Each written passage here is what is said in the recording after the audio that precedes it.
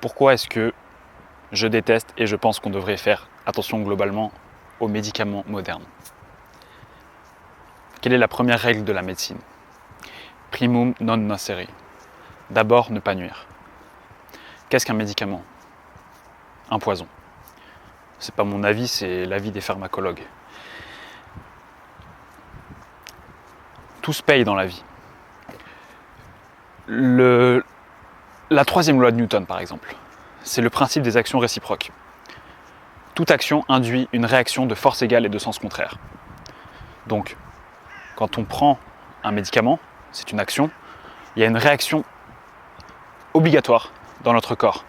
À partir du moment où un médicament est efficace, ça veut dire qu'il a une action, une réaction sur notre corps, de force égale et de sens contraire, voire même de force d'une certaine façon inégale en termes d'objectifs de santé.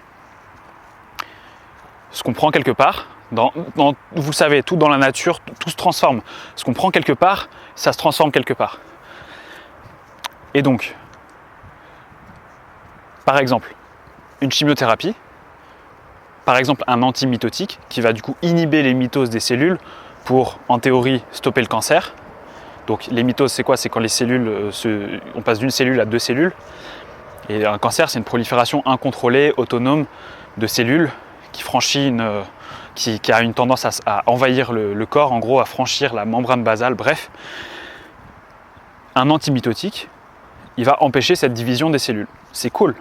Mais du coup, il empêche la division de toutes les cellules, ou de plein de cellules du corps humain. Donc on perd nos cheveux, on a des problèmes digestifs, on a plein de problèmes neurologiques partout. Un médicament tout simple que vous avez déjà pris, ibuprofène, ça détruit le rein. Alors bien sûr, quand on a des reins en bonne santé, en général, ils s'en remettent. Mais sauf que on est dans une société où ibuprofène, ah t'as mal, ibuprofène. Donc ibuprofène, il fait, si je ne me trompe pas, une vasoconstriction de l'artériole afférente dans le rein. Ça fait une insuffisance rénale fonctionnelle, c'est-à-dire qu'elle n'est pas organique. Le rein, organiquement, il va bien. Anatomiquement, il est bien, on est en bonne santé normalement. Et hop, on réduit le calibre de l'artère qui rentre dans le rein, qui rentre dans les glomérules, je crois. Et il ne peut plus bien fonctionner. Du coup, après, ça induit plein d'effets secondaires d'ailleurs, parce que ça fait que un rein qui ne fonctionne pas, ça a plein d'effets secondaires. Et le Doliprane, qu'on prend à tire-larigot, ça flingue les hépatocytes, ça flingue le foie. Je reviens sur l'ibuprofène, ou de façon générale les AINS, anti-inflammatoires non stéroïdiens, ils ont une action anti-agrégante plaquettaire. Une fois, moi, avant, j'aime toujours courir, mais je cours beaucoup moins. Et je faisais beaucoup de trail. Et j'avais une fracture de fatigue, parce que voilà, j'étais un acharné un peu. Une fracture de fatigue au tibia. Et puis j'étais en 5e année de médecine. Et du coup, je m'inscris au trail et tout, et je vais sur le trail. J'étais très entraîné et je voulais vraiment y participer et puis donner mon maximum. Du coup, j'ai participé au trail malgré ma douleur au tibia. Je n'avais pas écouté mon corps. Pour ça, d'ailleurs, quand je fais des vidéos, je ne suis pas forcément un exemple. J'essaie juste de titiller un peu, voilà, vous voyez ce que je veux dire, de titiller votre esprit critique. Non pas que vous en ayez pas, au contraire, vous en avez plein. Et c'est pour ça que je fais ces vidéos, pour progresser là-dedans. Donc, je fais ce trail. Et avant le trail, en fait, je prends un anti-agrégant plaquettaire. Je crois que ça devait être ibuprofène. Et à un moment, je passe à un endroit où il y a des ronces. Et puis, je m'écorche au niveau de la main. Je m'écorche au niveau de la main avec les ronces. J'y prête pas attention. Je commence à saigner un peu. J'y prête vraiment pas attention parce que d'habitude, quand je saigne, au bout de 1 minute, les plaquettes elles font leur effet et puis ça coagule et puis voilà, il n'y a plus de problème. Et là, je vois le truc, c'était vraiment minuscule. Et figurez-vous que 10 minutes après, je saignais encore. Et je suis pas hémophile. Et c'est là déjà, premier truc où je me dis, oh là, en fait, c'est vrai que les médicaments, même les plus anodins, ont clairement un effet. Si ça me fait ça sur ma main, sur ma coagulation, sur mon sang, qu'est-ce que ça fait dans les trucs que je vois pas, que sont le rein et d'autres organes? Parce que l'ibuprofène, c'est pas que un problème sur les reins, un effet secondaire sur les reins. Donc, primum non nocere. Un médicament est un poison, tout se paye, et principe des actions réciproques. Donc ça, c'est la conséquence directe des médicaments. Effets secondaires, interaction médicamenteuse avec d'autres médicaments, effets secondaires au niveau hormonal, au niveau psychologique. C'est impressionnant. De toute façon, qui a déjà lu toutes, ou allez, peut-être une fois dans votre vie, mais sinon, en général, on est d'accord que vous ne lisez pas tous les effets secondaires avant de prendre un médicament. Et pourtant, ils sont là, et pourtant, ils sont répertoriés. C'est uniquement les effets secondaires, d'ailleurs, qui sont répertoriés. Parce qu'il y en a qui sont inconnus, évidemment. Donc, parce que le processus, c'est centre de pharmacovigilance, et puis quand il y a un problème, on s'ajuste.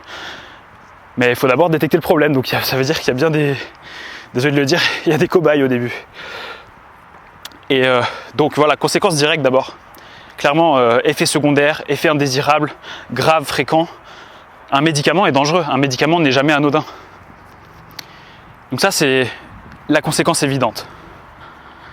Et des fois, donc en fait, si c'est un poison, pourquoi est-ce qu'on l'utilise? Parce que c'est comme toujours une histoire de balance bénéfice-risque. Est-ce que les bénéfices du fait, pas mal de lapsus, est-ce que les bénéfices du fait de prendre ce médicament sont au-dessus des risques estimés? C'est ça le problème, c'est des risques estimés que l'on court lorsqu'on prend ce médicament. Ça, c'est un débat statistique. Du coup, on joue avec des probabilités quand on prend un médicament. On joue au loto. Alors certes, on a plus de chances de gagner qu'au loto, mais c'est des statistiques, c'est des probas. Donc voilà la conséquence directe qui me déplaît dans les médicaments modernes. Comprend beaucoup, comprend à tire-larigot. Je ne dis pas que tous les médicaments sont mauvais, mais qu'un médicament en soi est un poison. Okay, et que des fois, peut-être, si les avantages sont largement supérieurs aux inconvénients, si le bénéfice est largement supérieur au risque, soit, prenons-le. Si j'ai un cancer et qu'on trouve un médicament parfait pour guérir le cancer, je vais être d'accord pour le prendre. Et j'espère que vous ne serez pas là pour me dire « Ah, t'avais dit les médicaments sont pas bons ». Mais on réfléchit avant de prendre un médicament. Deuxième conséquence, je pense que c'est la pire. C'est l'effet le plus pervers de la société au niveau du médicament. C'est l'effet le plus pervers induit par les lobbies pharmaceutiques et même alimentaires sûrement. Cette conséquence indirecte, elle est psychologique. Qui n'y a-t-il pas de plus fort que la psychologie? C'est la psychologie qui me fait faire cette vidéo. C'est la psychologie qui vous fait faire regarder cette vidéo. C'est la psychologie qui permet la paix, qui déclenche les guerres, qui fait tout. L'effet secondaire psychologique est que ça nous fait croire aujourd'hui que la solution est dans le médicament et non dans l'absence de problème. Ça nous fait croire que la solution est dans le médicament et non dans l'absence de problème. Quand vous faites une maison, quand vous construisez une maison, qu'est-ce qui coûte le moins cher? Qu'est-ce qui est le plus efficace? D'étudier les plans, de faire la meilleure maison possible de façon consciencieuse, avec quelque chose de maîtrisé, avec des gens compétents, ou d'acheter des trucs pas chers et de travailler avec des gens qu'on ne connaît pas et ne pas estimer le bénéfice-risque et puis foncer tête baissée. Je dis ça, dans mon histoire personnelle, voilà, je ne suis pas un exemple. Mais justement, je parle du coup d'expérience par rapport à ça. Qu'est-ce qui coûte cher? Qu'est-ce qui coûte le plus cher? Eh bien, le plus cher, ça va être de réparer les erreurs. Ça va pas être de faire juste la première fois. Les Japonais, quand ils se sont développés industriellement massivement au XXe siècle, c'était parce qu'ils ont compris, un peu comme avec le Fordisme aux États-Unis, qu'il fallait faire les choses bien dès la première fois. parce que ça coûtait beaucoup moins cher en temps, en énergie, en argent, que de les faire à moitié, puis de repasser dessus, puis d'abord, avant de repasser dessus, il faut réanalyser quelle a été l'erreur, et puis repasser dessus. Donc là, pour les médicaments, tout simplement, mieux vaut prévenir que guérir. Je vais le redire, c'est trop important. Mieux vaut guérir, mieux vaut prévenir que guérir.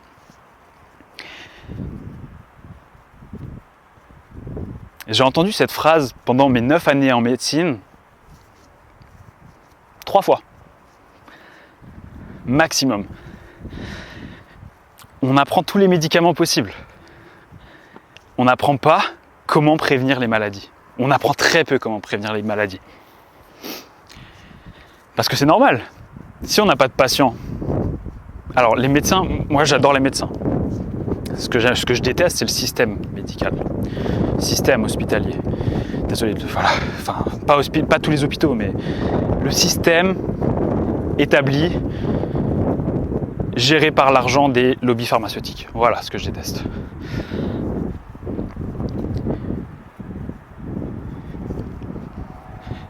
Qui est en meilleure santé ?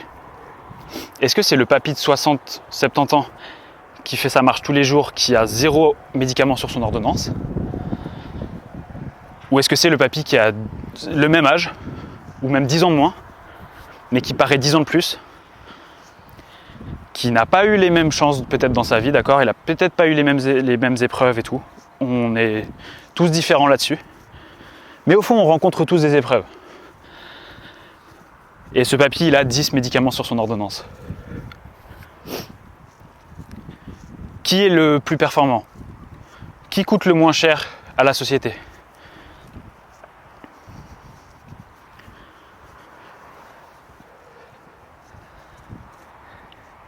Du coup, prévenir, c'est la clé. Prévenir avec quoi ? Là, c'est juste ma philosophie. Prévenir d'abord avec des actions, enfin, avec l'éducation, puis des actions qui se transforment en habitude, en comportement. Autrement dit, prévenir avec des comportements plutôt que guérir avec des substances. Donc, éducation. Avant de vous parler de ça, je vais vous raconter un petit peu qu'est-ce qui a fait que j'ai évolué sur... Ah oui, qu'est-ce qui a fait que j'ai évolué sur ce point de vue-là ? Parce que faut que je vous dise quand même que pendant, je dirais au moins 6 ou 7 ans, ouais, pendant 7 années de médecine, sans compter les années d'avant, où je remettais absolument pas en question tout le système médical, mais dans tous les cas, pendant mes 7 années en médecine, j'étais vraiment pas un rebelle. J'étais vraiment pas... Tout le monde, enfin voilà, les gens autour de moi, s'ils voient cette vidéo, peuvent en attester. J'apprenais mes cours, j'apprenais les médicaments qu'il fallait donner. J'étais vraiment pas réticent à cette idée de... Voilà, je remettais pas en cause le truc. C'est ok, on est malade, on prend tel médicament. Mais c'est après, tu commences à prendre un peu de recul. Et tu te dis, mais attends. Donc voilà, premier truc, disclaimer. Avant, j'étais quelqu'un de plus naïf. Et donc, quelques petits exemples personnels.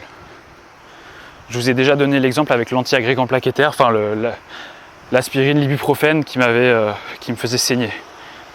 Deuxième, quand j'étais en 7e et 8e année, cette fois, j'étais dans le monde du travail du coup déjà, enfin ça commençait avec l'internat. Et franchement, j'avais tout le temps mal au ventre. Tout le temps, problème de digestion aussi, mais tout le temps mal au ventre. Je me réveillais mal au ventre, je me couchais mal au ventre. Et les gens qui ont vraiment mal au ventre, qui voient cette vidéo, ils savent à quel point ça impacte le psyché. C'est un truc de fou. A posteriori, je comprends qu'en fait c'était lié à mon environnement et à mon comportement. Mon environnement parce que tout simplement je manquais de soleil, je manquais de lumière naturelle, ce qui permet en fait de faire fonctionner les mitochondries et ce qui du coup permet en fait quand on a des mitochondries en bonne santé, elles métabolisent beaucoup mieux tout ce qu'on mange. Donc au final c'est presque moins, enfin c'est toujours important ce qu'on mange, mais on peut presque se permettre de moins bien manger à partir du moment où on prend soin de nos mitochondries avec le soleil. Et donc, premier point, donc voilà, j'avais vraiment un manque de lumière naturelle, ce qui avait cet impact sur mes problèmes digestifs. Et sur mon comportement alimentaire aussi, c'est-à-dire que je mangeais du coup trop de glucides parce que je me sentais en hypo à 15h et à 17h ou à 18h, là, je prenais beaucoup de riz ou de pâtes. Bref, quelque chose de beaucoup moins conscient et beaucoup plus animal.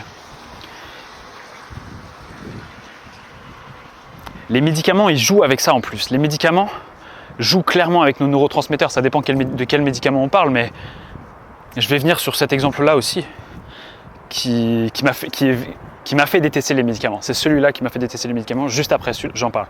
Mais donc, avant ça, quand j'étais en 7e, 8e année, là, manque de lumière naturelle, problème digestif, et surtout, je prenais plein de médicaments pour ne plus avoir mal au ventre. Et ça marchait pas. C'est quand même marrant de me dire. Et puis les exemples aussi, ils sont là. Les exemples des personnes qui ont par exemple une maladie de Crohn et qui disent « Mais moi j'ai réussi à réduire l'inflammation juste avec tel truc, tel comportement. C'est-à-dire que voilà, au niveau alimentaire, maintenant je mange plus que... j'ai enlevé ça, tout va mieux dans ma vie, quoi. » Beaucoup mieux que s'ils prenaient les anti-TNF-alpha et puis tous les médicaments de la terre qui peut avoir, immunothérapie et tout, pour un Crohn, pour une maladie de Crohn. Donc là, le point de cet exemple-là, pour moi, c'est juste de vous dire que j'avais beau faire du sport. Bon, je mangeais du coup trop de glucides, mais j'avais manqué de lumière naturelle et je prenais plein de médicaments. Résultat, j'avais quand même super mal au ventre et puis j'allais pas bien. Autre exemple en fait, après ça, c'est pas dans l'ordre chronologique, 2e année de médecine, j'avais une acné de fou. Et je trouvais ça hyper injuste parce que j'avais genre 19 ans, 18 ans. Et pour moi, l'acné, j'en avais pas du tout eu quand j'avais 14-15 ans. Et là, je me dis, mais c'est quoi ce problème? Et en fait, pareil, manque de lumière naturelle, mitochondries en mauvaise santé. C'est quoi la 2e année de médecine? C'est 1 an après avoir passé une année dans des amphithéâtres qui sont éclairés que par la lumière artificielle, sans lumière naturelle. Je faisais vite fait du sport le dimanche matin, j'allais courir. Ça d'ailleurs c'était une super expérience, parce que c'était là où j'ai commencé à découvrir la course à pied. Et du coup plein d'acné. Et après je suis allé chercher la solution dans un médicament de ouf que vous allez connaître, le Roaccutane. Enfin certains d'entre vous connaissent. Quel médicament n'a pas plus d'effets secondaires que le Roaccutane? Roaccutane qui clairement je pense a eu cet effet, vous savez, avec, je crois que c'est un antivitamine A, ou en tout cas il y a un effet majeur sur le rétinol. Et du coup, bien sûr, moi j'ai eu la photosensibilité et tout, que j'ai toujours un peu, mais je pense que c'est ce qui a amené la création de ma marque également, parce que c'est ce qui m'a amené à être plus sensible vis-à-vis de la lumière, et notamment donc vis-à-vis des lumières artificielles, qui vraiment me flinguaient les yeux le soir, parce que à partir du soir, en fait quand on a passé 12 à 14 heures par exemple éveillé, nos cellules dans la rétine sont beaucoup plus sensibles à la lumière. Plus sensibles dans le sens où on en a trop, là il faut fermer les yeux, il faut aller dormir. Et jusque là, moi j'avais pas eu l'impression, avant d'avoir pris le Roaccutane, j'avais pas eu l'impression d'être sensible aux lumières, et après que c'est venu comme ça. Donc là, voilà, je vous ai parlé du Roaccutane, de mon mal de ventre en 7e année.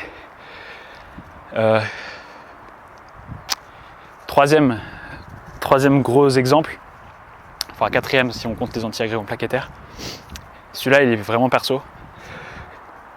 Mais voilà, je le raconte. Du coup, là, j'étais en 6e année.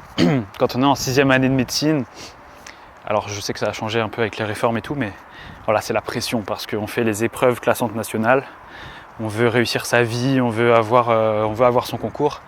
Et donc les épreuves classantes nationales, c'est 9000 étudiants qui ont réussi la première année de médecine déjà de base, et tous les étudiants de France se rencontrent sur des iPads pour faire les Hunger Games, c'est-à-dire qui c'est qui aura la meilleure note sur des QCM, sur iPad, pendant 3 jours.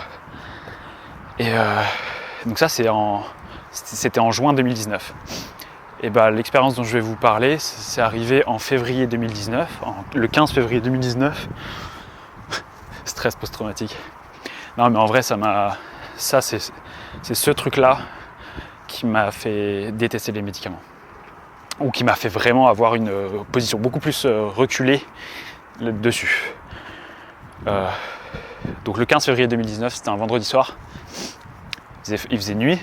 On venait d'aider un ami à faire son déménagement. Et donc c'était à Lyon, place Bellecour. On traverse la route, pas sur un passage piéton. On était 4. Et là, j'entends une voiture qui roule super vite, dans le noir donc, et qui fonce sur nous. Et moi, instantanément, je me dis, putain, on n'est pas sur un passage piéton. Et du coup, je recule, au lieu de continuer à avancer et au lieu d'arriver sur la place Bellecour. Et donc, je recule, et là, je me retrouve comme un teubé au milieu de la route, avec cette voiture qui me fonce dessus. Je vais à droite, elle va à droite, je vais à gauche, elle va à gauche. Et au dernier moment, donc moi j'ai été face à elle, face à ses phares. Au dernier moment, je me mets sur le côté droit, parce que j'ai toujours eu un côté droit un peu plus fort grâce au tennis, et tennis de table. Et puis voilà, et elle me shoot. Mais vraiment, elle m'a bien shooté. Ouais,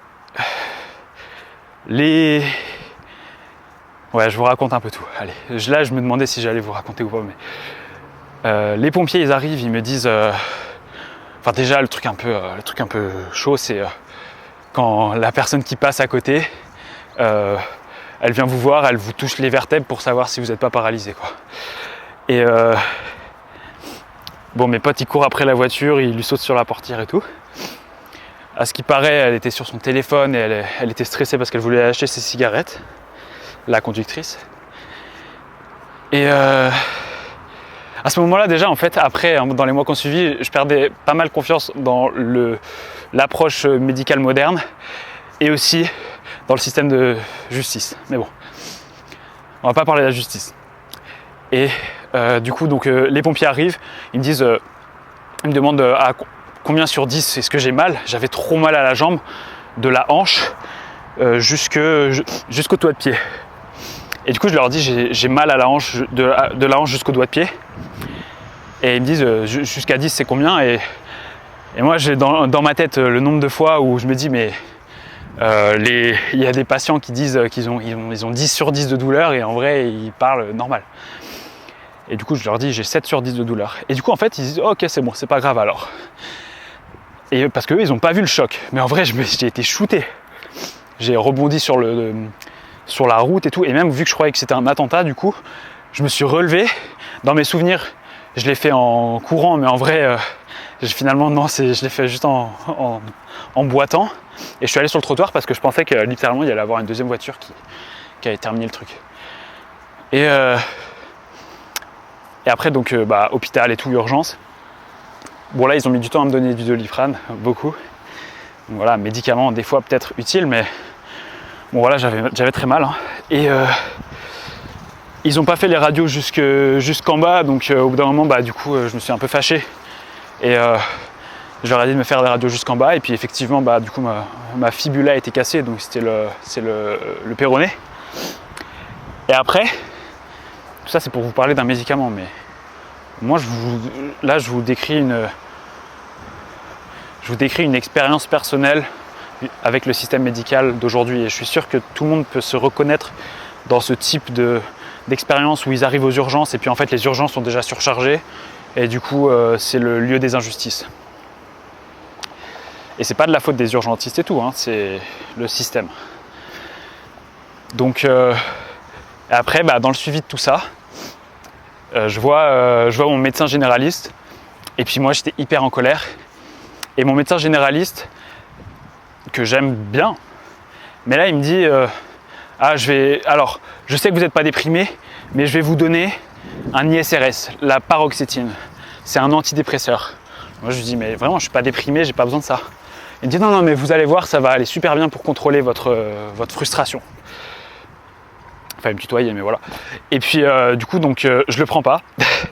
Je le prends pas parce que je me dis écoutez, je rentre chez moi et tout. Et puis je l'ai quand même pris à la pharmacie, mais je l'ai pas ingéré quoi. Et puis 2 semaines plus tard, je revais le voir, en béquille et tout toujours, et il m'engueule parce que j'ai pas pris ma paroxétine. Et là du coup, je me dis ok, du coup je rentre chez moi, et je me dis ok, je vais le prendre. Je prends cette paroxétine, et 1 heure après, je vais au cinéma. Et là, j'ai cru que j'allais quitter le monde. J'ai eu ce qui s'appelle une attaque de panique. Attaque de panique, mais c'est un truc de fou. Alors juste, il y a une voiture qui arrive. Je vais faire une petite pause. Voilà, donc là, à ce moment-là, j'ai compris que les neurotransmetteurs, c'est un truc de fou. Que la sérotonine, c'est pas qu'une histoire de dépression, c'est pas qu'une histoire d'humeur et tout. Hein. Vraiment, ça a été incroyable. Mon cœur qui s'est emballé, tension, je sais pas combien j'ai eu ma pression artérielle, fréquence cardiaque et tout, j'ai dû sortir et je m'apprêtais vraiment à mourir, je vous le jure. Et puis une fois que j'étais juste sorti, là je me rends compte que j'ai la bouche super sèche et je me suis dit ah putain mais je suis en train de faire une attaque de panique. Et sauf qu'après j'ai refait des attaques de panique pendant quelques semaines hein, et déclenché simplement par le fait d'y penser, ce qui est quand même hardcore quand on y pense. Ça s'appelle l'anxiété anticipatoire. Bon, je sais pas si je répondais à tous les critères cliniques de l'anxiété anticipatoire et puis de machin, mais en tout cas, pendant quelques semaines, je vous assure que j'allais pas très bien non plus. Et donc, je fais ces attaques de panique déclenchées clairement par l'ISRS, déclenchées par la paroxétine, sans laquelle j'aurais été nickel. Et là, je me suis dit, wow, les médicaments, surtout les médicaments qui touchent le système nerveux, c'est hyper puissant. Les gens qui sont sous neuroleptiques, alors voilà, je ne vais pas questionner l'indication, les contre-indications et tout, mais franchement, il y a tellement d'effets secondaires, c'est quand même un truc de fou. Hein. Et bon, neuroleptique, c'est pas pareil qu'ISRS, d'accord, mais voilà. Et donc, voilà, ces ISRS, là, je me suis rendu compte que c'était un gros problème. Et comment j'ai guéri de ça? En vrai, je suis même allé voir du coup un psychiatre et tout parce que quand ça t'arrive cette attaque de panique, tu te dis mais ça y est, je suis en train de devenir fou. Et c'est trop malheureux. Enfin, en vrai, tu te dis, voilà, de devenir fou, c'est chaud. Et donc, comment j'ai guéri de ça? Déjà pendant 9 jours, je me souviens, j'ai eu une cure de benzodiazépine. Là aussi, pareil, effet secondaire de fou. C'est marrant, là, je vous raconte vraiment toute ma relation avec les médicaments. C'est à peu près les seuls médicaments que j'ai pris dans ma vie avec le Doliprane et enfin dans ma vie consciente. Peut-être que quand j'étais gamin je prenais d'autres choses, mais voilà.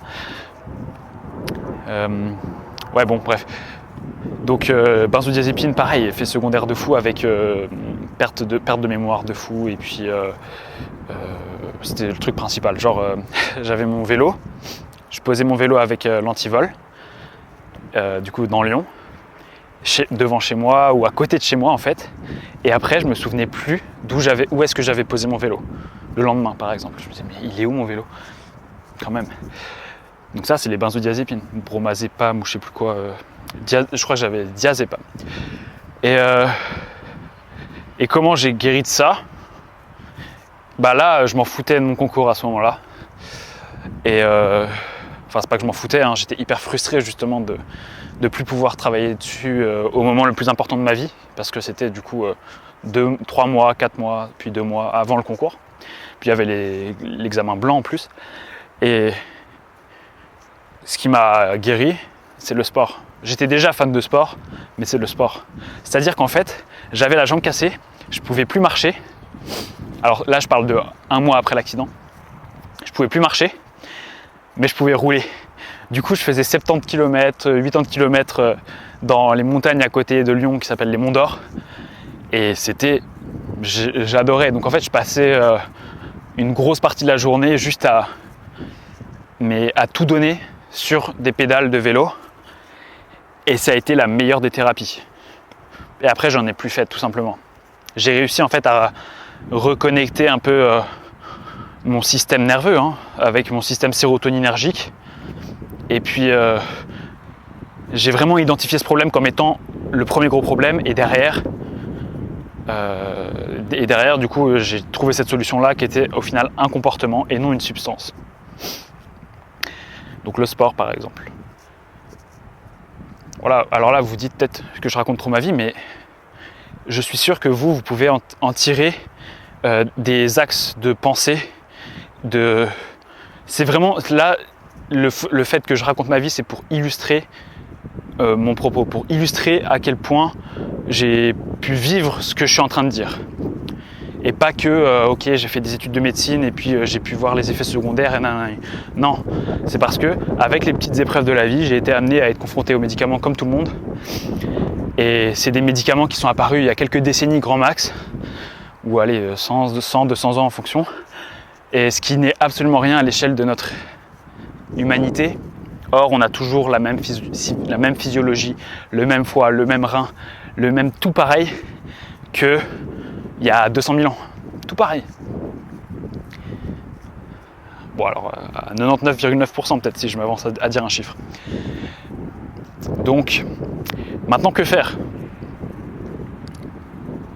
Là, je vais juste donner mon opinion parce que j'ai pas fait de recherche précise dessus, mais je pense que la clé démarre par l'éducation. La clé démarre par le fait de comprendre son corps, de comprendre un minimum son esprit, même si on ne connaît pas grand-chose sur l'esprit et le système nerveux, mais quand même de comprendre un minimum. Et peu importe qu'on ait un background scientifique ou pas. Ça, c'est la première chose, de comprendre quelle est notre physiologie, notre anatomie d'abord. Ensuite, donc anatomie, c'est qu'est-ce qu'on nous a donné. Ensuite, physiologie, donc comment ça marche. C'est-à-dire comment est-ce que tel organe marche avec tel organe, quel effet peut avoir tel comportement ou quoi. Ça, c'est de la physiologie, quand ça va bien. Et ensuite, les pathologies, si possible de s'éduquer dessus aussi. Donc, qu'est-ce qui se passe quand ça va pas. Voilà, anatomie, physiologie, pathologie. Ça, c'est une approche individualisée, individuelle. Mais ensuite, aussi, éducation sur ce qui nous entoure. Donc, principalement l'environnement et les autres.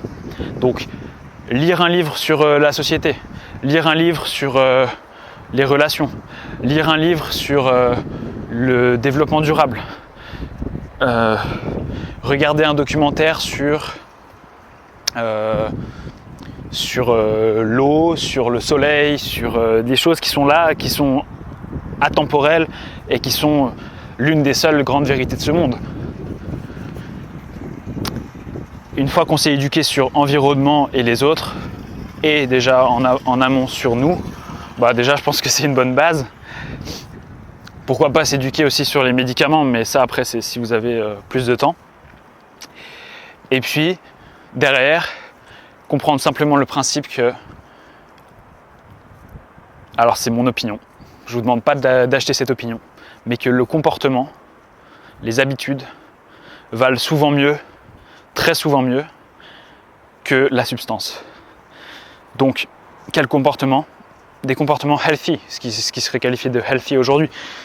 Donc, une connexion à la terre maîtrisée, une connexion au soleil maîtrisée, en gros des rythmes naturels maîtrisés aussi, c'est-à-dire rythme circadien, rythme des saisons.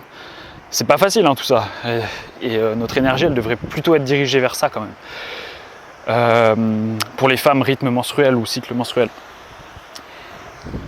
Deuxième chose, alimentation, hydratation. Qu'est-ce qu'on mange? Comment l'optimiser? Comment avoir moins d'OGM dans son assiette? Je ne suis pas un exemple là-dessus. Je donne juste des axes de réflexion. Hydratation. Quelle quantité est-ce que je dois boire? Quelle eau est-ce que je dois boire? C'est quoi les polluants qu'il y a dans l'eau du robinet? Voilà. Axe de réflexion. Activité physique. Comment est-ce que je dois m'entraîner? Est-ce que si je suis un homme, est-ce que je dois faire la même chose que si je suis une femme? Est-ce que dans quel environnement je vais faire mon sport? Est-ce que ça va être plutôt à l'extérieur ou à l'intérieur? Est-ce que ça va être plutôt de la force, plutôt de l'endurance, plutôt de la résistance, plutôt les trois, plutôt tous les jours, plutôt 2 fois par semaine? Faire des tests. Donc activité physique. Amour. Donc là je vous ai déjà parlé du côté social.